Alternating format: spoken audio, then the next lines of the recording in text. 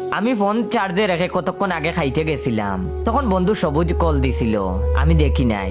খাবার শেষে এসে ফোন ধরে কল দিলাম যে কাহিনী কি, তখন সে বলে ঝামেলা তো একটা লেগে গেছে। আমি তখন অবাক হইলাম, বললাম নতুন বিয়া করছো, ঝামেলা হবে কেন? ভাবি তো লুক খারাপ না। তখন সে বলে সন্ধ্যাবেলা কাম কাজ সেরে এসে তোর বাবির কাছে শুয়েছিলাম, দুজনে গল্প করতেছিলাম। আমি তখন বললাম তাতে সমস্যা কি, এটা তো ভালোই শীতের দিনে। সবুজ তখন ক্ষিপ্ত হয়ে বলল আগে পুরো কথা শুন। আমি তখন বললাম আচ্ছা বল শুনি। সবুজ তখন বলতে আরম্ভ করলো, তোর ভাবি হঠাৎ আমার কাছে এসে জিজ্ঞেস করতেছে, আচ্ছা আমি যদি খানা হইতাম আপনি কি আমারে বিয়ে করতেন? তুই তো আগে শেখাইছিলি বউয়ের সব কথা বুঝে উত্তর দিতে। তো আমি তো চালাকি করে উত্তর দিলাম হ্যাঁ বিয়ে করতাম। উত্তর শুনে তোর ভাবি খুশি হইল। এরপর আবার জিজ্ঞেস করলো, আমার যদি হাত না থাকতো আমারে বিয়ে করতেন? এবারও আমি বললাম অবশ্যই করতাম। এভাবে যা যা জিজ্ঞেস করলো সবই তার মন মতো উত্তর দিলাম। আমি তখন অধৈর্য হয়ে জিজ্ঞেস করলাম আরে সমস্যা কি তাইলে? সবুজ তখন আবার আরম্ভ করলো, সমস্যা হইলো আরেকটা প্রশ্নে। তোর ভাবি প্রশ্ন করতে করতে বলতেছে, আচ্ছা আমি যদি ছেলে হইতাম তাইলে কি আপনি আমারে বিয়ে করতেন না? আমি তখন পড়ে গেলাম দুটা নাই। যদি বলি করতাম না তাইলে তো মন খারাপ করে ফেলবে, রাগ করে থাকবে, তাই একটু চুপ থেকে বললাম হ্যাঁ বিয়ে করতাম।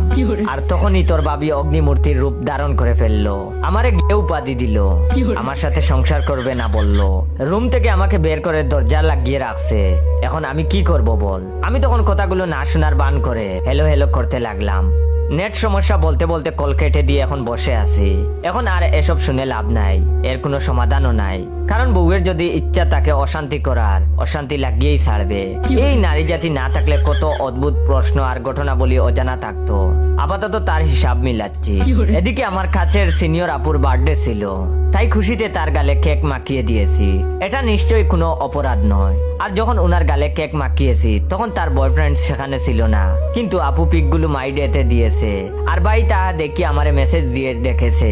পরদিন কলেজে গিয়ে আমি ভাইয়ের কাছে যেতে যেতে ভাবছি আজ আমার কাম সারছে, বাস খাবো শিওর। কিন্তু কাছে গিয়ে দেখি ভাই কুক আর চানাচুর এনে রাখছে টেবিলের উপর। তখন আমি শিওর হলাম যে বাস দিবে, বাস দিয়া কুক আর চানাচুরের প্যাকেট হাতে ধরাই দিবে। আমি তখন কাচুমুচু করে ভাইয়ের সামনে দাঁড়িয়ে রয়েছি। ভাই কিছু বলার আগেই গড় গড় করে বলে ফেললাম, ভাই দেখেন আপুকে আমি সিনিয়র আপুর চোখেই দেখি, আমাদের মাঝে তেমন কিছু নেই। চাইলে আপনি আমার মেসেঞ্জার চেক করে দেখেন, কোনোদিনও লাভ ইমোজি সেন্ড করি নাই, শুধু কেক মাখিয়ে দিছি এটাই। আর তার গাল যে তুলতুলে নরম সেটাও কিন্তু কাউকে বলিনি। ভাই তখন হাসতে হাসতে বলতেছে, আরে বুকা তোরে তো ধন্যবাদ দেওয়ার জন্য রুমে ডাকলাম। আমি তখন বললাম কি বলেন? তখন আমি জিজ্ঞাসা চোখে তাকাতেই ভাই বলল, তোর আপুর সাথে অনেক দিন থেকেই ব্রেকআপ করতে চাইতেছিলাম, তবে কোনো এক্সকিউজ পাচ্ছিলাম না। বাট আজকে তুই যে ওর গালে কেক মাখাইছিস, এই এক্সকিউজ দেখাইয়া ব্রেকআপ করে ফেলমু। থ্যাঙ্কস রে ছুটো।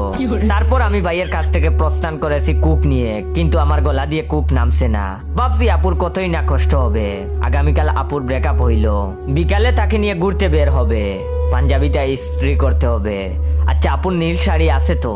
সে কি তার ডাগর ডাগর চোখে কাজল পড়বে? ভ্রমর কৃষ্ণ কেশের গহিনে গুজে দিব কাঠগোলাপ, কিংবা তার উষ্ণ টুটে লাল লিপস্টিক, পায়ে আলতা আর দেহে সুগন্ধি। উফ না, আর ভাবতে পারছি না। আপুকে তখন নখ দিয়ে জিজ্ঞেস করতে ইচ্ছে করছে যে ব্রেকআপ হয়েছে কিনা। ব্রেকআপ হওয়া মাত্রই আপুকে বলবো বাইকে ব্লক করে দিতে, কারণ আমাদের দুজনের পৃথিবীতে তৃতীয় কেউ থাকবে না, একদমই না। হ্যাঁ।